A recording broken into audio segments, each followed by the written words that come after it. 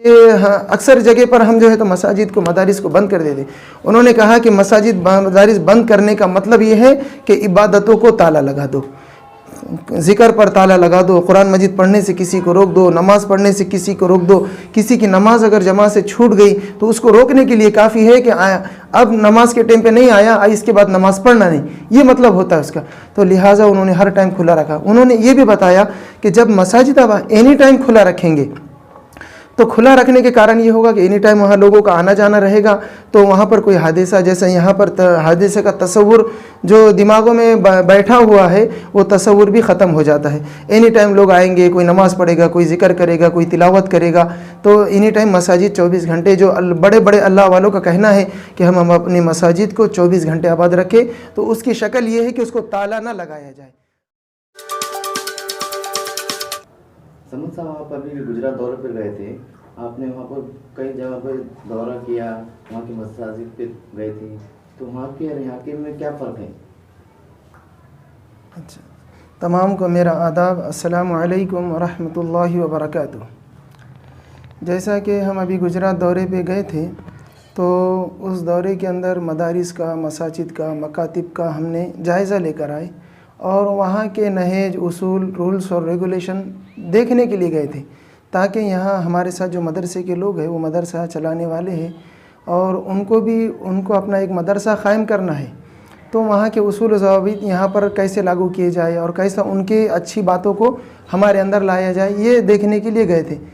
تو بہت ساری باتیں, بہت اچھی باتیں وہاں پر دیکھنے کو ملی. سب سے پہلے تو وہاں پر ہم جہاں پر بھی جا رہے تھے وہ لوگ ہماری مہمان نوازی اور ہماری ضیافت بہت اچھے طریقے سے کرتے تھے, اور یہاں تک کہ وہ لوگ آنے والے مہمانوں کو کتابیں اور کچھ عطر اور دستیاں اور تسبیح وغیرہ ہدیہ کرتے اتنے, اور ہر اعتبار سے ان کا مہمان نوازی کا خیال کرتے ہیں. وہاں کا یہ بات ہمیں بہت اچھی پسند آئی, اور مہمانوں کے رکنے کے لیے, ٹھہرنے کے لیے بہت اچھے انتظامات ان لوگوں نے کیے ہیں. اور پھر ہم نے مساجد کے اندر اور مدارس کے اندر دیکھا کہ وہاں پر ایک بات دیکھنے میں آئی کہ طہارت خانے ہی نہیں ہیں. تو مطلب میں نے جب ان سے سوال کیا کہ طہارت خانہ یہاں پر ایک بھی نہیں دکھائی دیتا, تو انہوں نے ہم کو ایسا سمجھایا کہ طہارت خانے کے لیے بھی اتنی ہی جگہ لگتی ہے اور ٹوائلٹ کے لیے بھی اتنی جگہ لگتی ہے. اور آج کے دور میں جو نوجوان بچے جینس پینٹ پہنتے ہیں, فٹ کپڑے پہنتے ہیں, جس کے کارن ان کو طہارت خانے میں بیٹھنے کے لیے, طہارت کرنے کے لیے دشواری پیش آتی ہے.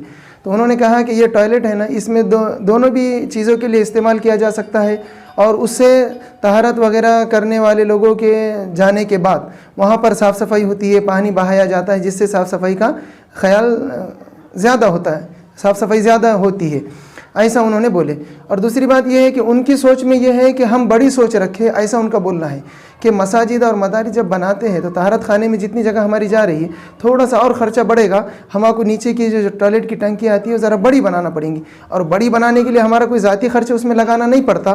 تو یہ تو قوم کا ہے اور قوم کی طرف سے مدد آنے والی ہے, تو تھوڑا سا وسیع خیال رکھے, وسیع نظر کے ساتھ اگر ہم کام کریں گے تو اتنے پیسوں کا انتظام ہو جائیں گے. بڑی ٹنکی بنانا چاہیے, چاہے اجتماعات ہو یا کوئی بھی موقع پر, جس دن پبلک نماز کے لیے, مدارس کے جلسے وغیرہ کے پروگرام کے لیے آتی ہے, تو زیادہ سے زیادہ اچھے طریقے سے انتظام ہو سکے.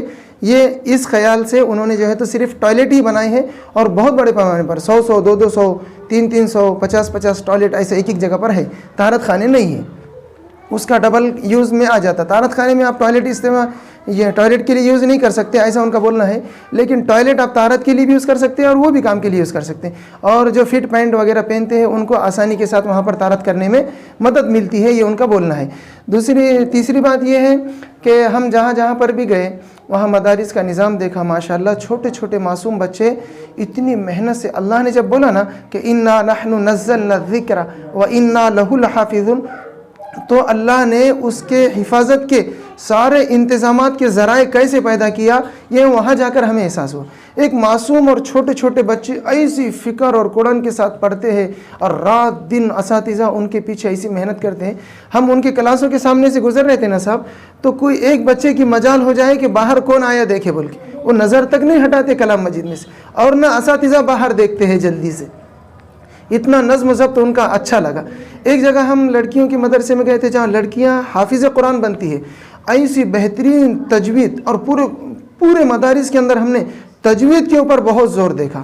صحیح تلفظ، رائٹ پروننسیشن جسے کہیں گے، اتنا بہترین تھا صاحب جس کی کوئی انتہا نہیں. معصوم سے معصوم چھوٹے بچوں کو اٹھا لو، نورانی قاعدے کا اس نے اگر پہلی تختی پڑھ لیا اور پہلی تختی نہ بھی پڑھے، پہلی تختی میں کہ اگر وہ 10 حرف بھی پڑھے تو 10 حرف صحیح پڑھے گا، صحیح پروننسیشن اس کا آئے گا. ایسی ان کی پریکٹس ہے. ایک حرف کے اوپر ان کا ایک ٹیچر کا بولنا آیا کہ ایک حرف کے اوپر ہم کم سے کم 3 سے 5 دن محنت کرتے. ایک حرف کے اوپر حروف تہجی کی جو 29 حرف کی تختی ہے نا، اس میں 3 مہینے تو ہمارے ٹوٹنا ہی ٹوٹنا ہے.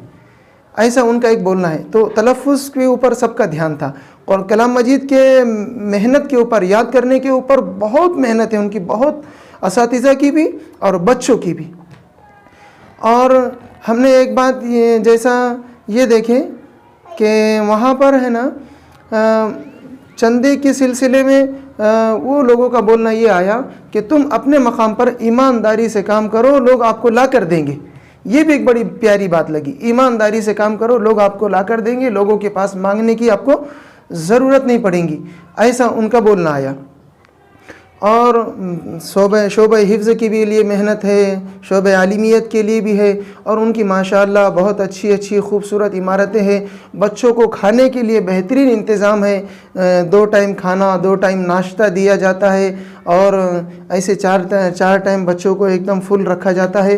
اور وہاں پر سونے کے لیے ڈائننگ ہال، رہنے کے لیے بہترین ان کا انتظام ہے، اور بڑے بڑے ہال رہنے کے لیے بنے ہوئے ہیں. انہوں نے روم کی شکل میں کوئی ایسا اکثر مقامات پر نہیں بنائے، ہال کے اندر سہولت سے بچے رہتے ہیں. ایسا ان کا بولنا ہے. اور ہمیشہ ان کی مساجد، مدارس اینی ٹائم کھلی رہتی ہے. تو کھلی رہنے کی وجہ یہ پوچھی گئی کہ انہوں نے کچھ مقامات پر، میں نے سوال جب کیا ان سے کہ اکثر جگہ پر ہم جو ہے تو مساجد کو، مدارس کو بند کر دیتے. انہوں نے کہا کہ مساجد مدارس بند کرنے کا مطلب یہ ہے کہ عبادتوں کو تالا لگا دو، ذکر پر تالا لگا دو، قرآن مجید پڑھنے سے کسی کو روک دو، نماز پڑھنے سے کسی کو روک دو. کسی کی نماز اگر جماعت سے چھوٹ گئی تو اس کو روکنے کے لیے کافی ہے کہ اب نماز کے ٹائم پہ نہیں آیا، اس کے بعد نماز پڑھنا نہیں، یہ مطلب ہوتا ہے اس کا. تو لہٰذا انہوں نے ہر ٹائم کھلا رکھا. انہوں نے یہ بھی بتایا کہ جب مساجد اب اینی ٹائم کھلا رکھیں گے تو کھلا رکھنے کے کارن یہ ہوگا کہ اینی ٹائم وہاں لوگوں کا آنا جانا رہے گا، تو وہاں پر کوئی حادثہ، جیسے یہاں پر حادثے کا تصور جو دماغوں میں بیٹھا ہوا ہے وہ تصور بھی ختم ہو جاتا ہے. اینی ٹائم لوگ آئیں گے، کوئی نماز پڑھے گا، کوئی ذکر کرے گا، کوئی تلاوت کرے گا. تو اینی ٹائم مساجد 24 گھنٹے، جو بڑے بڑے اللہ والوں کا کہنا ہے کہ ہم اپنی مساجد کو 24 گھنٹے آباد رکھیں، تو اس کی شکل یہ ہے کہ اس کو تالا نہ لگایا جائے. اور خوبصورت جہاں بنائیں گے وہاں تالا لگنا ضروری ہے. اور جہاں تالا لگتا ہے اور کسی دن اگر غلطی سے نہیں لگا، وہاں حادثہ ہونا 101% بات ہے کہ حادثہ وہاں ہونا ہی ہونا ہے صاحب. کیوں؟ تو ہمیشہ تالا رہتا تھا، کسی دن غلطی سے کھلا رہ گیا تو حادثہ ہوگا، یہ ان کا کہنا ہے. تو یہ ان کا کہنا ہے کہ آپ ہمیشہ اینی ٹائم اس کو 24 گھنٹہ کھلا رکھو. لوگ تہجد پڑھیں گے، اوابین پڑھیں گے، چاشت پڑھیں گے، لوگوں کو ہر نماز پڑھنے میں مدد ملیں گی. اور یہ نہیں بھی پڑھے تو کم سے کم کسی کی اگر فجر نہیں ہوئی تو وہ لیٹ آ کے فجر قضا کر لے گا. کوئی ظہر میں لیٹ آیا تو ظہر پڑھ لے گا، کوئی عصر میں لیٹ آیا تو عصر پڑھ لے گا، عشاء میں لیٹ آیا تو رات میں کتنا بھی لیٹ ہو جائے وہ عشاء پڑھ لے گا. ایسی ان کی سوچ ہے. یہ سوچ کو بھی ہم ان کی اس سوچ کو سلام کرتے ہیں صاحب کہ بہت اچھی اور عمدہ بڑھیا سوچ ہے. اور ایک بات ان کی یہ دیکھنے میں آئی کہ ان کا کہنا یہ ہے کہ کسی جاہل کو ٹرسٹی نہیں بنایا جائے، کیونکہ جاہل ہوتا ہے صاحب، وہ اپنے اعتبار سے رولز اور ریگولیشن وہاں پر لاگو کرے گا. تو اس واسطے وہ کسی جاہل کو نہیں بناتے. آپ عام طور پہ دیکھو، اگر کسی اسکول میں بھی اگر کسی کو چپراسی ہونا ہے تو 10ویں 12ویں اس کو پاس ہونا ضروری ہے. کوئی تعلیمی ایجوکیشن کے اندر خالی معمولی چپراسی بننا چاہے، کوئی کلرک بننا چاہتا ہے تو اس کو بھی 12ویں پاس ہونا ضروری ہے، ٹائپ رائٹنگ کیا ہوا ہونا ضروری ہے.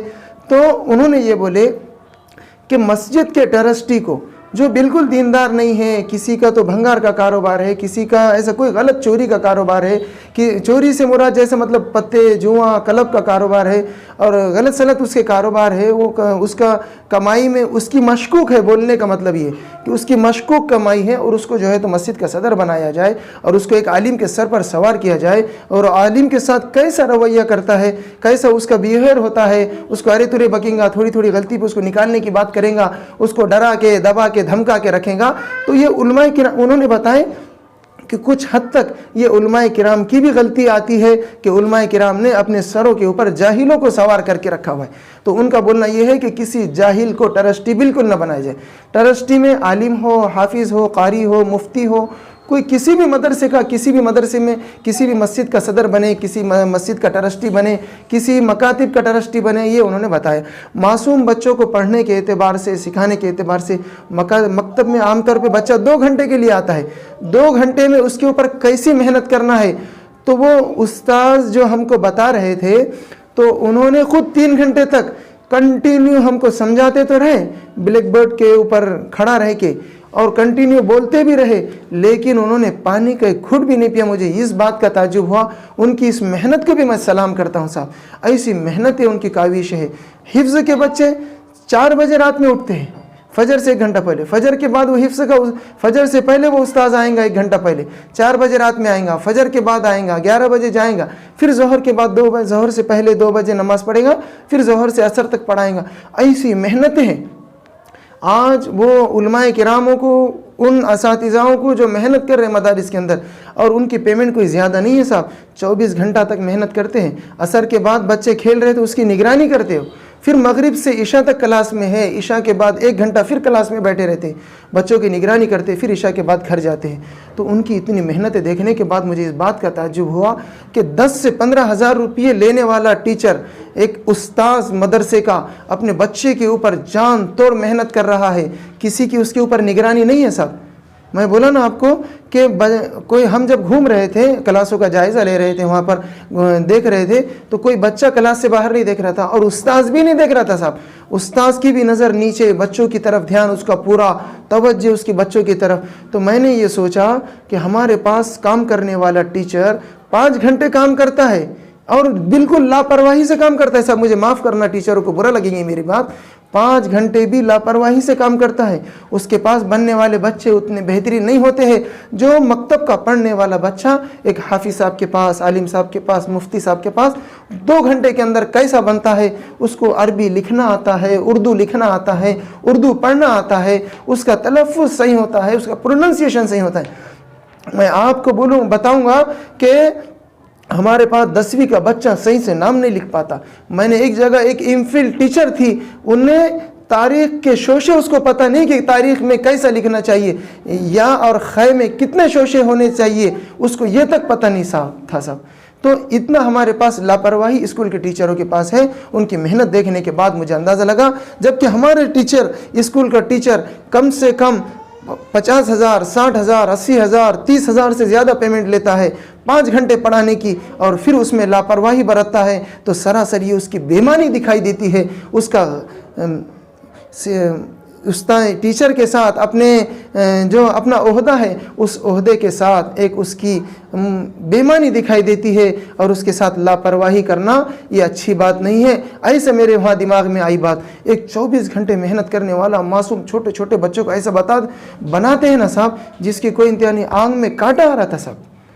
ایسے معصوم بچے پڑھ رہے تھے۔ ایک جگہ لڑکیوں کا مدرسہ ہے، حافظ بنتی ہے بچیاں وہاں پر، استاذ بچیوں کو زندگی میں کبھی دیکھ نہیں پاتا صاحب۔ ایسا ان کے پاس کلاس اور استاذ کے ٹیچر کی بنی ہوئی، ایسی کلاس میں بنا ہوا استاذ کی جگہ اور بچوں کی جگہ ایسی بنی ہوئی ہے کہ وہ اندر دیکھ نہیں سکتا، لیکن ایسا پڑھا رہے ہیں کہ ان کو کلام مجید کی آیت نمبر پتہ ہے، ان کو کلام مجید کا رکو نمبر پتہ ہے، پارے کا رکو نمبر بھی پتہ ہے، سورت کا رکو نمبر بھی پتہ ہے، اور کلام مجید کے اندر جناتن کہاں پر آیا، جناتن کہاں پر آیا، یہ تک پتہ ہے۔ اتنا عمدہ بچوں کو تیار کر رہے ہیں، ان کی محنتوں کو میں سلام کرتا ہوں۔ ابھی بھی میرے آنکھ میں کانٹا آتا ہے سر، وہاں آپ سنیں گے نا تو آپ کی آنکھوں میں آنسو آئیں گے ان کی محنتوں کو دیکھ کر۔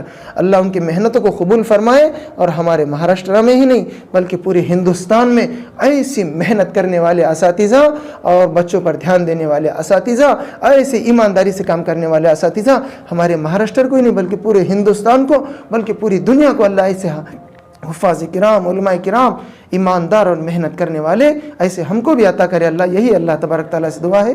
میں یہی کہہ کر اپنی بات کو ختم کرتا ہوں۔ کچھ اگر کم زیادہ ہوا ہوگا، بھول چوک کی، میں معافی چاہتا ہوں۔ میں اپنی بات کو ختم کرتا ہوں۔ وما علینا الا البلاغ۔